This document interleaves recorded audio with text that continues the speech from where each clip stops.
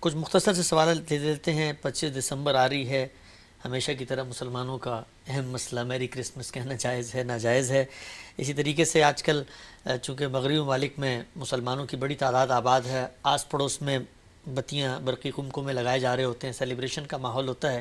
ذرا مجھے بتائیے کہ ویسے آپ کو یہ جو سیلیبریشن ہو رہی ہے، ظاہری بات ہے سیدنا مسیح ہمارے بھی پیغمبر ہیں، ان کی آمد پر ایک تہذیبی طور پر دنیا میں نظر آتی ہے، یہ سیلیبریشن کیسی محسوس ہوتی ہے؟ اور یہ میری کرسمس وغیرہ کہنا اور مسلمان کیا بتیاں بتیاں لگا سکتے ہیں؟ یہ بالکل ایسے ہی جیسے ہم عام میلاد النبی ہمارے ہاں منایا جاتا ہے، یعنی رسالت مآب صلی اللہ علیہ وسلم کی پیدائش کا دن ہی ہے نا، جس کو لوگ میلاد النبی کہتے ہیں، بلکہ اب تو لوگوں نے اس کو عید میلاد النبی کہنا شروع کر دیا.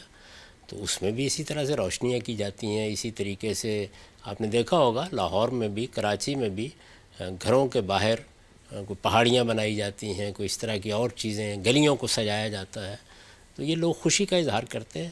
میں نے کئی مرتبہ عرض کیا ہے کہ یہ میرے ذوق کی چیز تو نہیں ہے، لیکن میں اس کو ناجائز بھی نہیں کہتا. یعنی ہر چیز کو آپ بدعت نہیں قرار دے سکتے.